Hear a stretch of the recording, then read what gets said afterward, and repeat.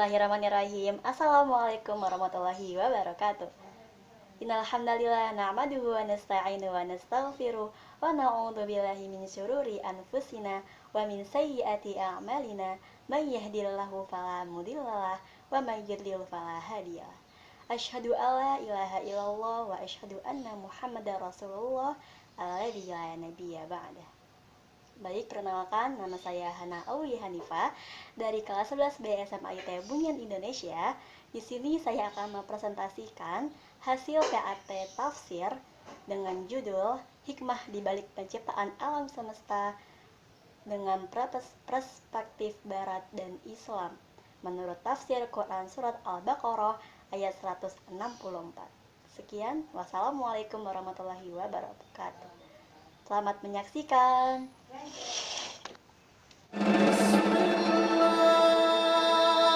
Berbicara mengenai alam semesta, pasti tidak akan pernah terlepas dari apa-apa yang tumbuh, hidup, dan berkembang tanpa campur tangan manusia yang ada di muka bumi ini. Alam semesta merupakan ciptaan Allah yang diurus dengan kehendak dan perhatian Allah. Allah menciptakan alam semesta ini dengan susunan yang teratur dalam aspek biologi, fisika, kimia, dan geologi beserta semua kaidah sains. Oke ya, kita mulai presentasinya pada hari ini. Jadi di sini aku udah buat mind mapping tentang hikmah di balik penciptaan alam semesta dengan korelasi antara perspektif Barat dan Islam. Ya, di sini aku ngambil dari Quran Surat Al-Baqarah ayat 164. Nah, pertama kita bahas dulu apa itu definisi dari alam semesta. Mungkin kalian sering dengar kan, alam semesta itu tuh kayak sesuatu yang Allah ciptain buat seluruh manusia yang ada di muka bumi ini. Jadi benar-benar tidak ada campur tangan manusia sama sekali. Nah, kalau di sini definisi alam semesta itu adalah segala sesuatu yang ada pada diri manusia dan di luar dirinya yang merupakan suatu kesatuan sistem yang unik dan misterius. Atau bisa juga didefinisikan sebagai segala sesuatu yang ada atau yang dianggap ada oleh manusia di dunia ini selain Allah, beserta zat dan sifat-sifatnya. Nah, di sini alam semesta sendiri itu dibagi menjadi dua. Yang pertama ada alam syahadah dan yang kedua adalah ada alam ghaib. Nah, apa itu perbedaan antara alam syahadah dengan alam ghaib? Alam syahadah itu merupakan alam yang universe atau seluruhnya. Nah, jadi alam ini tuh disebut dengan alam fisik atau alam yang dapat dijangkau oleh indera manusia. Nah, alam syahadah sendiri ini dibagi menjadi dua. Yang pertama ada alam raya atau mikrokosmos dan juga ada alam zarroh atau mikrokosmos. Nah, sedangkan alam gaib yaitu alam yang non fisik atau yang tidak mampu dijangkau oleh panca indera manusia.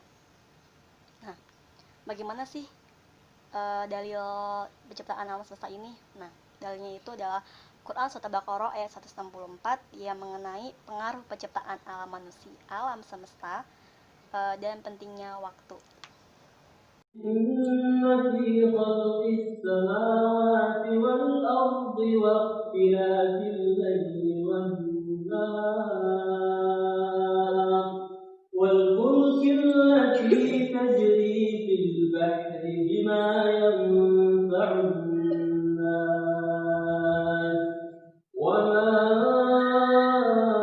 anzalallahu minas samaa'i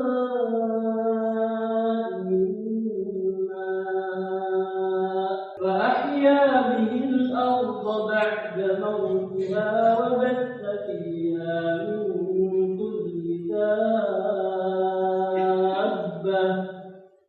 وتصريف الرياح والسحاب المسخر بين السماء والأرض لآيات لقوم يعقلون.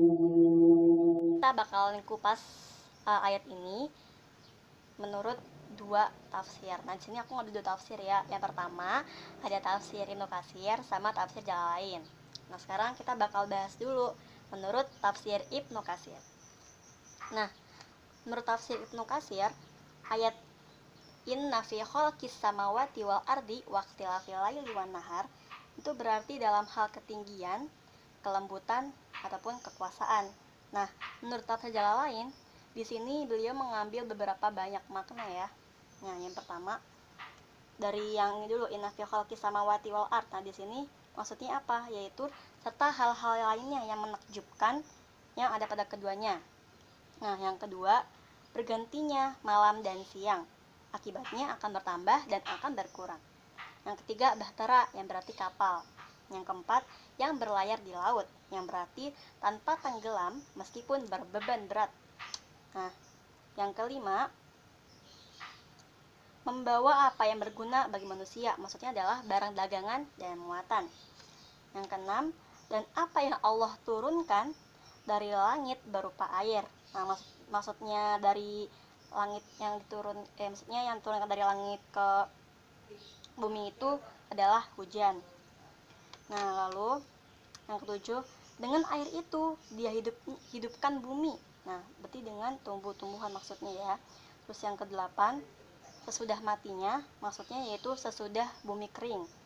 Lalu yang kesembilan, dan dia sebarkan, maksudnya ialah dia bentangkan.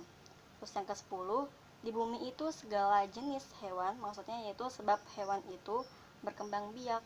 Terus yang ke-11, pengisaran angin, maksudnya yaitu berubah arah dengan bertiup ke selatan dan utara dengan panas dan dingin. Yang ke-12, dan awan. Maksud awan di sini itu adalah mendung. Lalu yang dikendalikan yakin tunduk kepada Allah.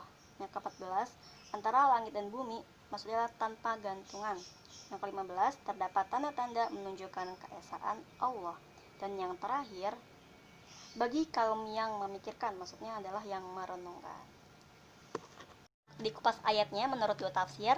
Nah, sekarang kita akan sekarang aku bakalan jelasin apa sih pandangan atau perspektif Barat dan Islam mengenai penciptaan alam semesta. Nah, ini dia. Jadi di sini ada West term atau teori Barat ya. Bagaimana teori Barat menjawabnya? Nah, di sini aku ngambil 3 teori ya. Yang pertama ada teori kondensasi. Nah, ini ditemukan oleh G.S. Kuiper tahun 1950 Masehi. Jadi si G.S. Kuiper ini tuh mengatakan bahwa tata terbentuk dari bola kabut raksasa yang berputar membentuk cakram raksasa. Nah, yang kedua ada teori bintang kembar. Jadi ini tuh berawal dari 2 bintang yang saling berdekatan. Nah, namun salah satu bintang itu tuh meledak dan akhirnya berkeping-keping. Nah, akibatnya kepingan itu bergerak mengelilingi bintang tersebut dan berubah menjadi planet. Nah, sedangkan yang tidak meledak itu adalah matahari. Lalu terakhir adalah teori Big Bang. Teori Big Bang ini terbentuk karena sebuah ledakan besar, ya kan? Teori ini juga kebalikan dari teori alam semesta, yang tetap pernyataan ini mengindikasi bahwa terdapat permulaan pada alam semesta. Lalu, bagaimana teori Islam menjawabnya? Ini adalah S-term atau teori dari timur. Di sini Islam mengambil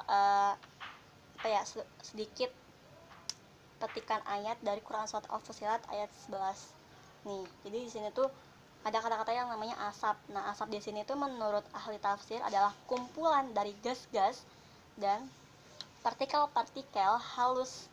Nah, baik itu dalam bentuknya padat ataupun cair pada temperatur yang tinggi dan rendah dalam suatu campuran yang lebih atau kurang stabil. Sebelum kita tutup, sini ada beberapa hikmah ya di balik penciptaan semesta. Nah, yang pertama, apa hikmahnya itu? Yang pertama yaitu mengajarkan hambanya sikap tidak tergesa-gesa, juga untuk mengabarkan bahwa Allah yang mengatur segalanya. Yang kedua, menguji dan menyeleksi hambanya, mana yang paling baik dan yang paling sempurna amalnya. Dan yang ketiga, diciptakannya tumbuhan, hewan, logam-logam dan benda lainnya itu adalah untuk menguji dan menyeleksi hambanya, siapakah yang paling sempurna amalnya dan mengekspor apa yang ada di dalam bumi serta mengambil manfaatnya. Nah, itu ada di Quran Surah Al-Mulk ya ayat 2 yang artinya yang menjadikan mati dan hidup supaya dia menguji kamu siapa di antara kamu yang lebih baik amalnya. Sekian.